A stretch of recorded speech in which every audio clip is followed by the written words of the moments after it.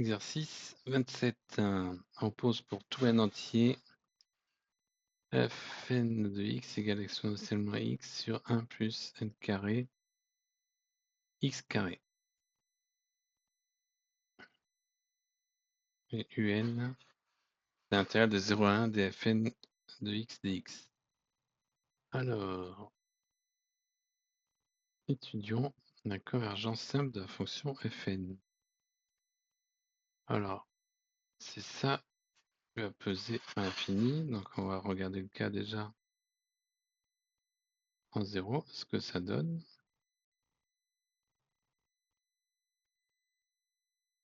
En 0, ça va nous faire ça va faire 0, donc ça va faire 1, exponentielle de 0, ça fait 1. Ça, c'est fait, et maintenant, si x est différent de 0, qu'est-ce qu'on a? On a n carré x2 qui va tendre vers plus infini, donc 1 plus n carré x2 va tendre vers plus infini, et au-dessus, on a quelque chose qui est constant par rapport à n. Donc le tout va tendre vers 0.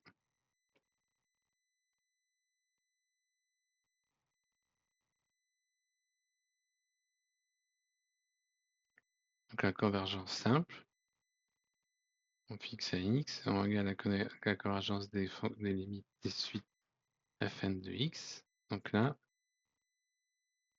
la suite fn converge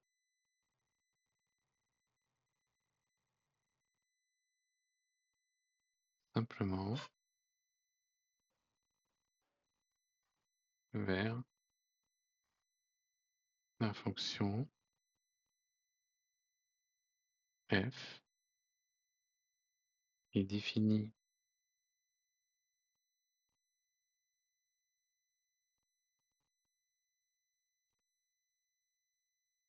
de 0, 1 dans R par x associe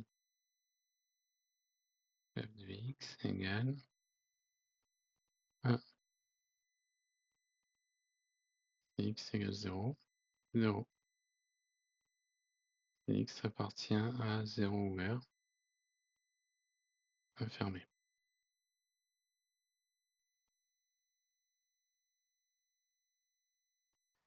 Donc voilà pour la convergence simple. Maintenant, question 2. On prend un A qui est strictement compris entre 1 et 0. Et on regarde la suite de fonction fn si elle converge uniformément sur 0, 1.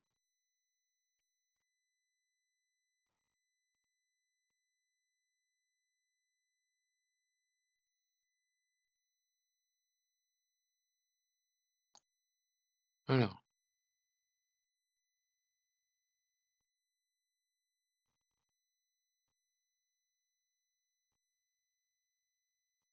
ce qu'il faut qu'on fasse, c'est qu'on regarde un peu ce que ça a donné ce truc-là.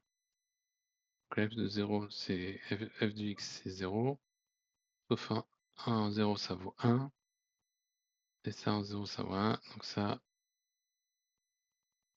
c'est plus petit que quoi? Un exponentielle moins x, de toute façon, sur 0, 1, c'est déjà plus petit que 1. x2 va être plus grand que a2, donc 1 plus n carré a2 va être plus petit que 1 plus n carré a carré. Ça dépend pas de x. Ça tend vers 0 quand n tend vers plus infini. Donc la norme infinie des fn moins f, que ça dépend pas de x, et qu'on a ça, quel que soit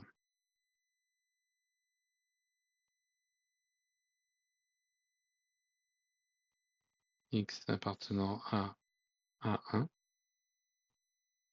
coup,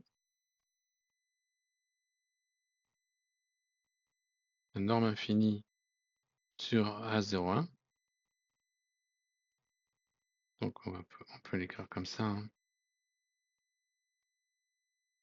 le sup, valeur absolue de fn de x, point f de x, quand x appartient à A1.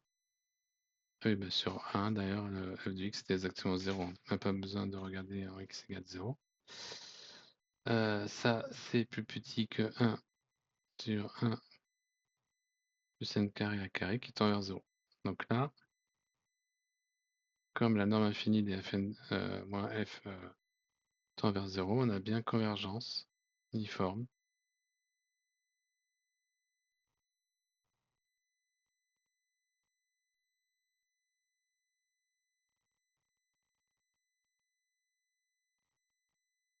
sur 1 fermé, 1 ouvert.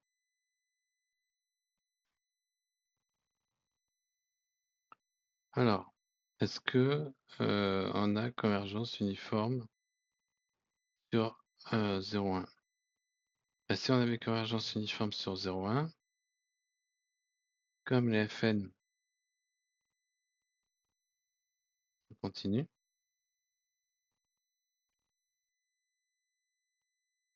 si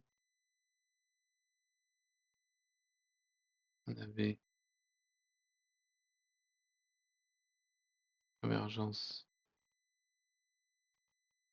uniforme de la suite Fn vers F,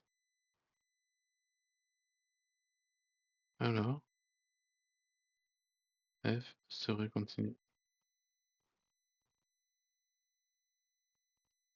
sur 0, 1.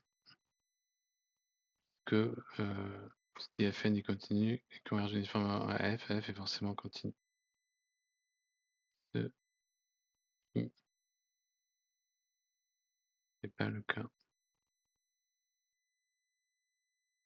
Donc,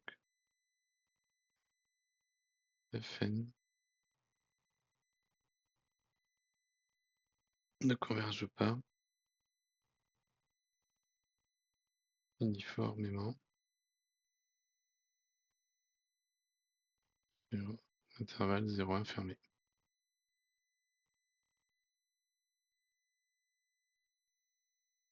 Ok, donc là on va supprimer un peu.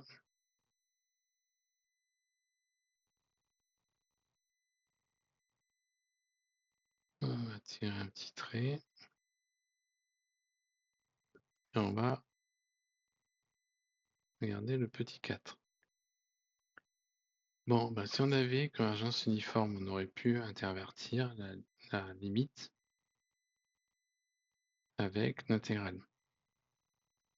Et là, ça sert à rien qu'on aille chercher la convergence uniforme, on vient de montrer que ce n'était pas le cas. Donc ce qu'on peut utiliser, c'est le théorème de convergence dominée. Parce qu'on voit bien que le problème va se passer autour de 0. Et il va être relativement maîtrisable parce que Fn de 0, c'est 1. Donc on va pouvoir dominer ça. Et le fait que ça soit dominé, on va pouvoir appliquer le théorème de la convergence dominée. Donc déjà, on a quoi? On a que Fn converge simplement vers F sur 0,1. Et F, c'est, on va l'écrire à F de x. C'est 1 si x égale 0. 0 si x appartient à 0,1 ouvert en 0. Les Fn pour n anti-naturel, Fn et c'est continue sur 0,1, donc on peut bien faire l'intégrale. Et f est continu par morceau sur 0,1. Donc on va pouvoir intégrer aussi f. Donc maintenant on a besoin d'une majoration, d'une nomination. Pour tout x appartenant à 0,1. Nos fn de x, ils sont comment? Positifs. Ils sont plus petits que quoi? Ben, n carré x2 c'est toujours plus grand que 0, donc 1 plus n carré x2 c'est toujours plus grand que 1, l'inverse c'est toujours plus petit que 1. Exponentielle moins x, c'est plus petit que 1. Donc ça c'est plus petit que 1. La fonction constante 1 est clairement continue, et l'intégrale de 0 à 1 de 1 dx, ben ça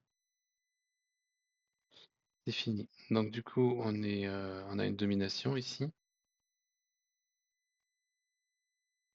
Parfaite, cette fonction constante qui nous permet d'appliquer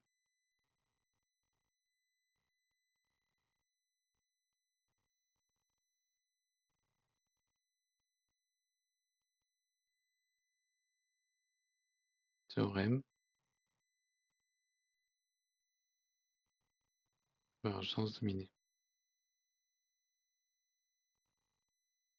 Et donc du coup, la limite des un quand n tend vers plus l'infini, la limite entre 0 et 1 moins x1 plus carré x égale du coup l'intégrale de la limite. Donc c'est f de x et x, mais ça, sur 0,1, ça vaut 0. Et voilà.